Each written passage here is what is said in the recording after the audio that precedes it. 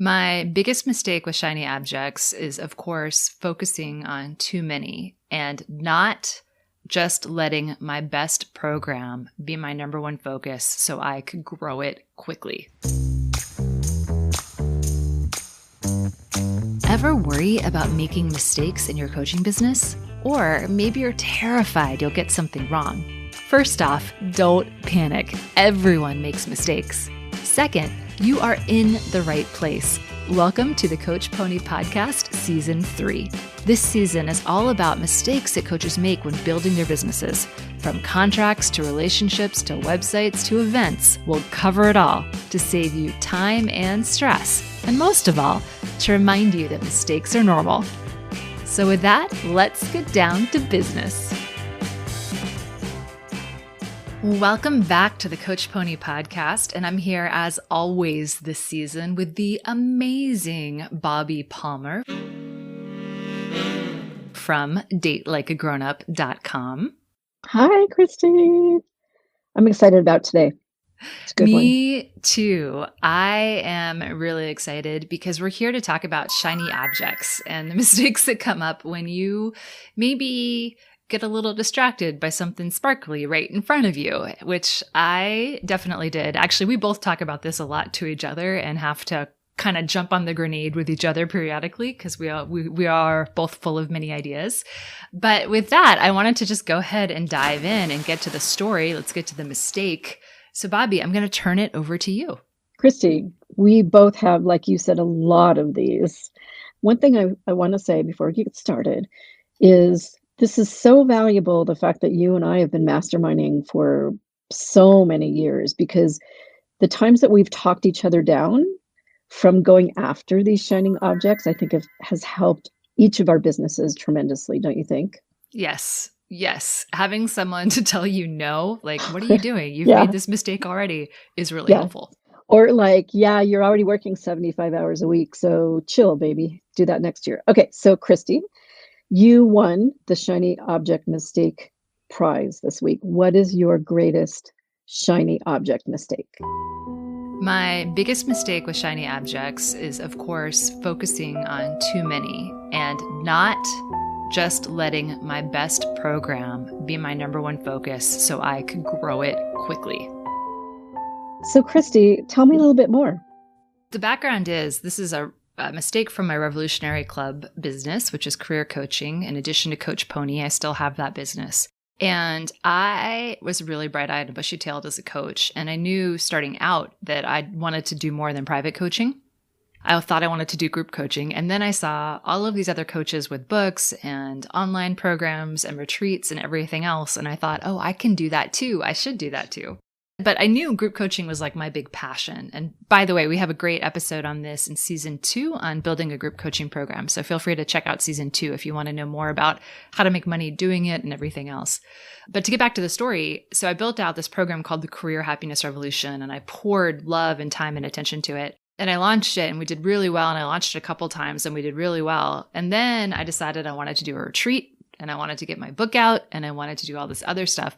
So I turned the Career Happiness Revolution into a once-a-year program. So I only opened enrollment for it once a year, which was a huge mistake because I thought I was doing all this other awesome stuff. I was doing retreats. I was writing a book. I created the networking masterclass, an online do-it-yourself program.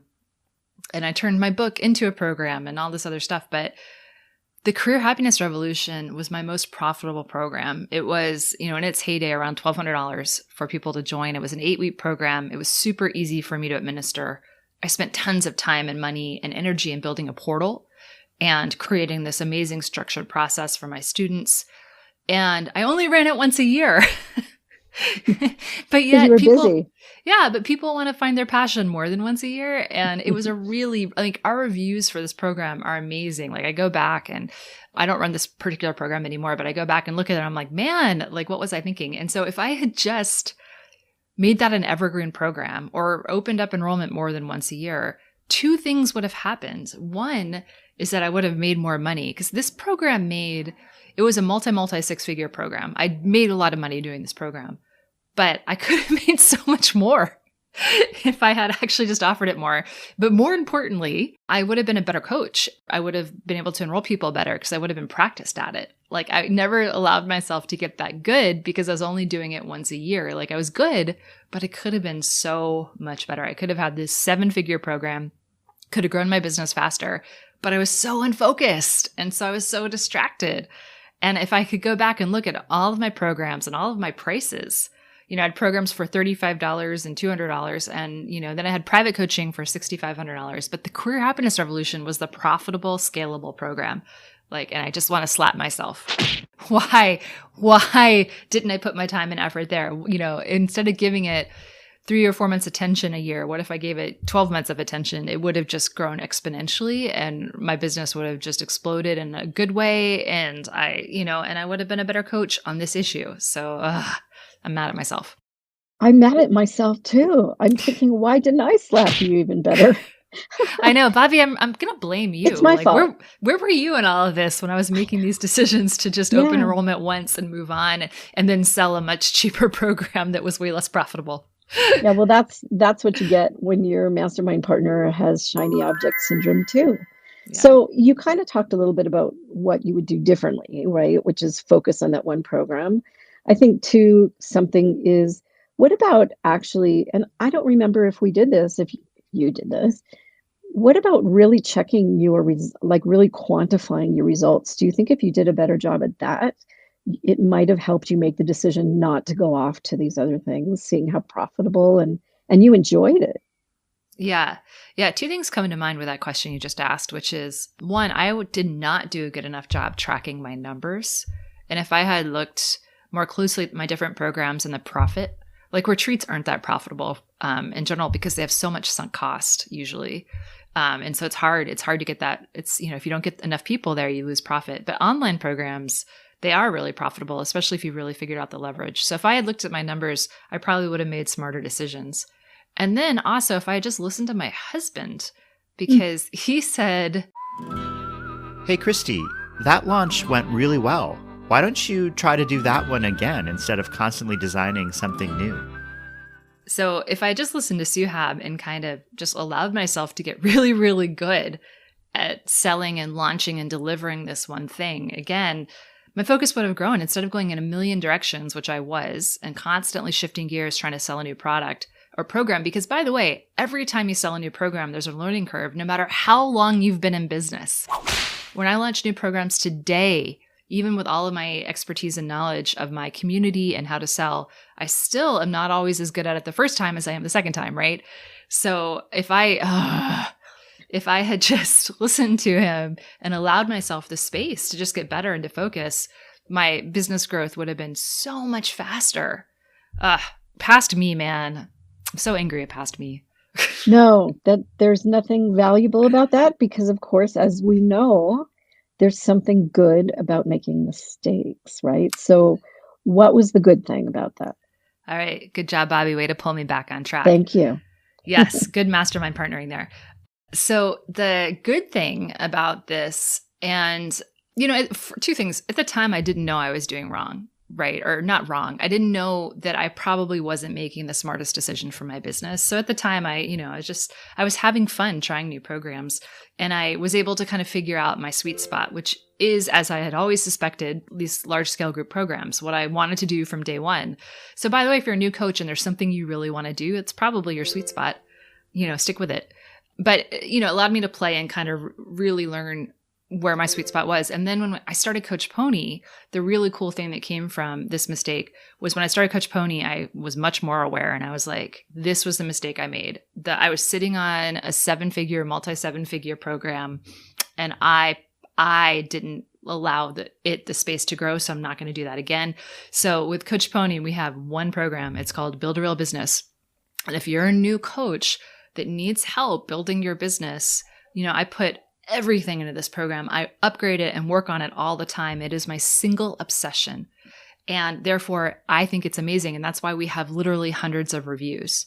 because I'm always working on it. I'm always in it. The team and I are focused on it. And so it allowed me to just focus. In Coach Pony, I was like, we're doing one thing and we're going to do it extraordinarily well. Our goal is going to be the best business training for coaches out there, bar none, hands down. And so I need to put all of my energy and focus there. And of course, the result is not surprising. It exploded in a good way, right? We enrolled, I tested it out with my community and with a limit of 20 people just to beta test it. And then, within a few months, we had started enrolling hundreds of people. So there you go. And then, years later, we're getting into the thousands. So yeah, you really did learn a lot from that experience. And I really think one thing that's important that we kind of glossed over, well, two things. One is shiny object syndrome happens a lot when you want to be like other people. Right? Because you said, oh, I did that for years too. Look what they're doing. That looks so cool. And I could do that. That's what you said, Christy. I can do that. Just because you can do it doesn't mean you should do it. And we don't know what's behind the curtain. Larry tells me that all the time, my husband. It looks so easy when other people do it. And you think, oh, I could do that. That'll only take, I don't know, like 40 hours of time.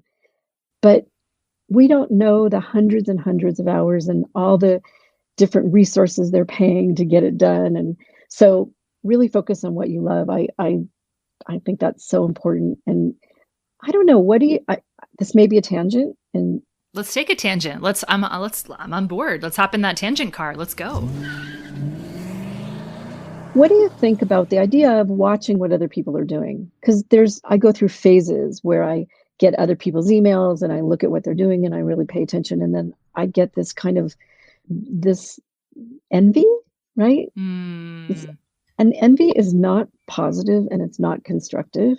And that's sometimes what sends me off into, oh, I think I'll do that when it's just not for me. What do you think? Yeah. You think you should do that? That's a good question. I think yes, but with boundaries. So I try not to do it on social media very much because I feel like that can be grossly misportrayed, as to what's really going on. But for me, I've always learned so much and I enjoy like being on people's email lists and watching them launch programs or products and making guesses about how I think their launch is doing and seeing what moves me. Like is there an email that got me to open it? Is there something that got me to click, even if I'm not in their ideal client base? Because I feel like I learn a lot from my own reactions to things. And it helps me think, oh, this moved me.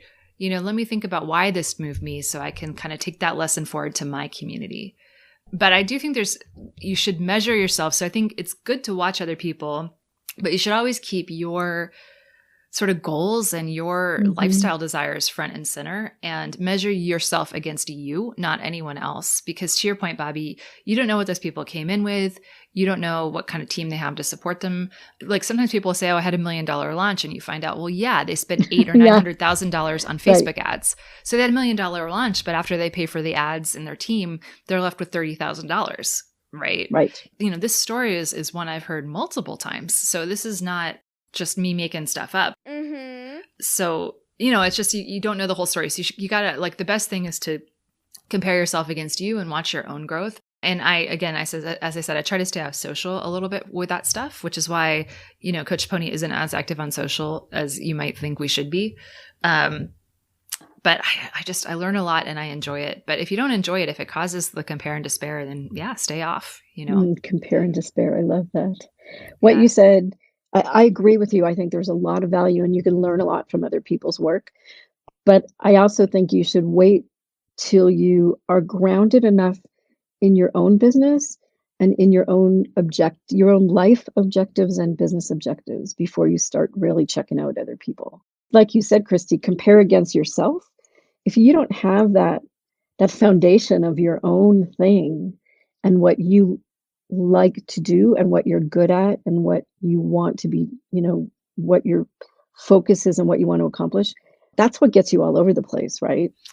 Yes, absolutely. Like you should kind of have an idea of where you're driving your business and why and what key values your business is helping you live in your life and in your coaching. I agree with you. And I want to add a caveat.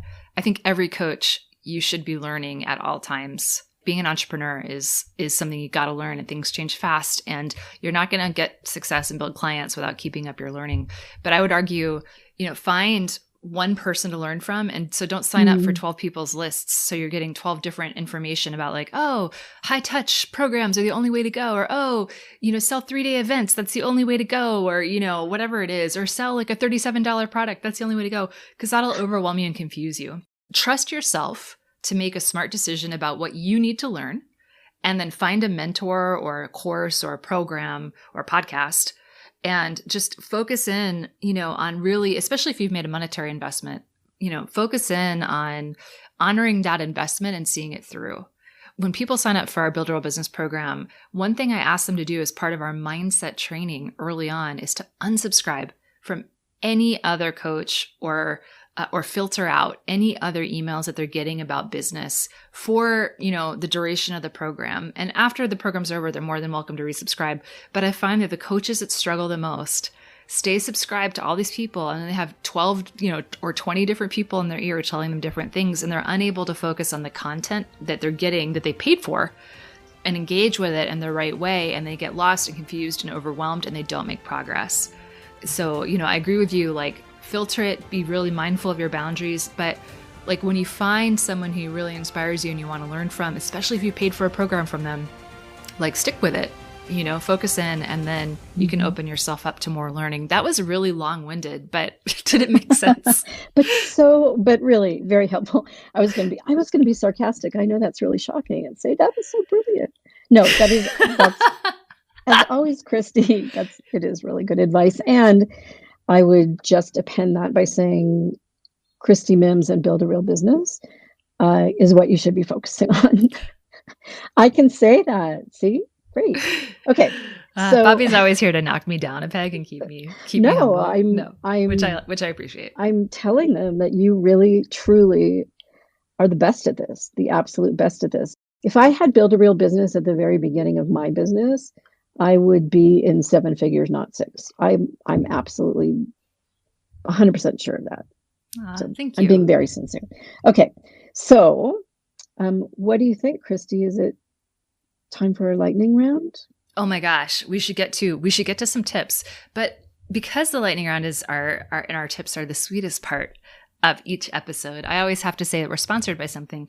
And today, and a nod to be healthy, since the chocolate I'm always bringing up is, maybe, I don't know, medicinal, but is it? So I've been drinking the Sakura chocolate metabolism booster every morning in lieu of breakfast, just because of the amount of chocolate I eat during the rest of the day. It helps control cravings and everything else. And it tastes really good.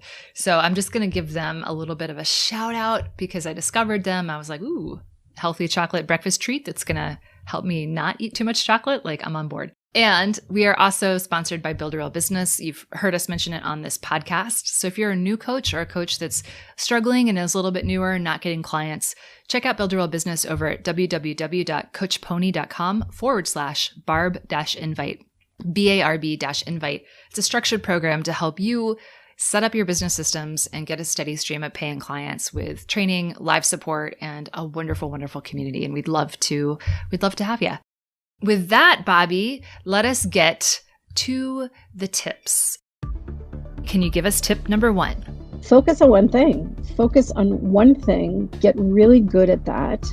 Track your results and do that before you add a bunch of other things. Yes. Please do that. Yeah, it's really simple, but it's so hard to do with that shiny object syndrome. It's really hard to do. How about you, Christy? What's the next tip? Tip number 2. One thing I really want you to do is figure out, what you want for your business and what kind of coaching you most enjoy. Make your decisions based on your likes and wants and desires and not what you're seeing out there on the social media universe or anywhere else. Don't feel like you have to do what everyone else is doing. Do what works for you. Bobbi, can you say tip number 3 for us? Just plain old focus. I mean, seriously, we can't say this enough. I have major ADHD. Like, I am diagnosed off the charts ADHD. So I realized I can confirm that. That is true. Thank you. You've been putting up with me for so many years.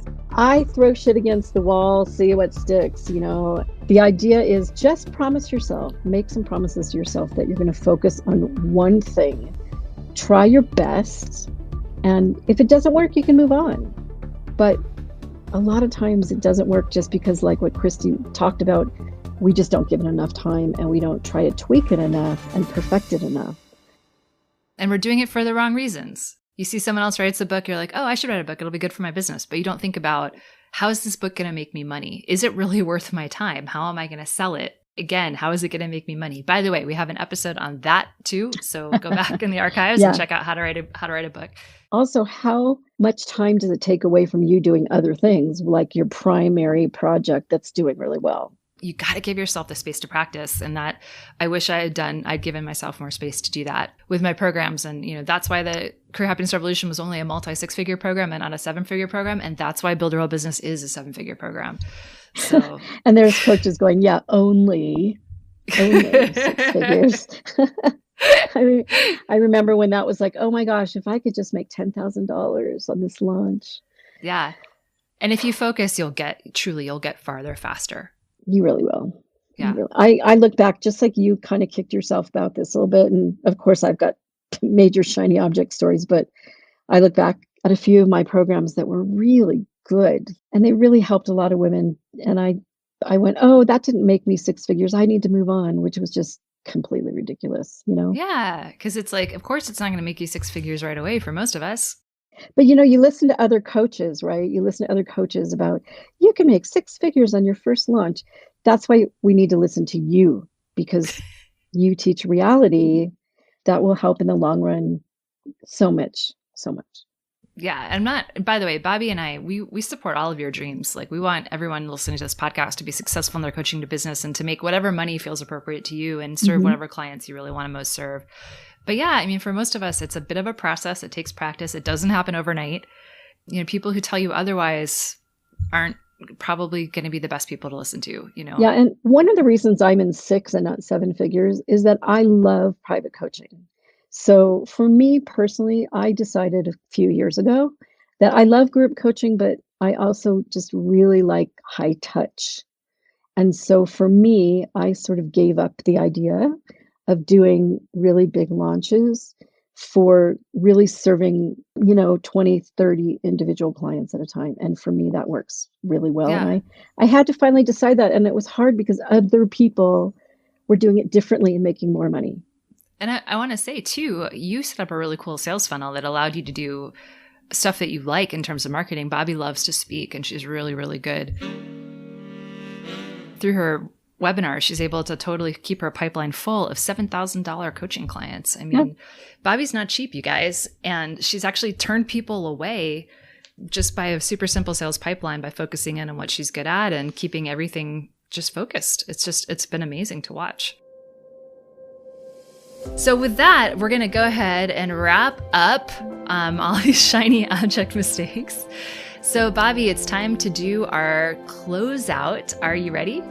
Remember, you can't be great without making mistakes. Yeah. Thanks everyone for joining us, and we'll see you next time. Thanks so much for listening. If you loved this episode, hit subscribe and leave us a review. We appreciate you. And if you know another coach who could really benefit or is struggling, feel free to share the podcast with them. Finally, if you want to avoid more mistakes in your business, then please, for the love of chocolate, join Build a Real Business, our comprehensive program to help you find happy paying coaching clients. It's the step-by-step training and real live support that you need to build a coaching business that you absolutely love. You can find more information over at coachpony.com/barb-invite. That's coachpony.com/barb-invite. I can't wait to help you, and I'll see you next time. Saddle up, let's ride.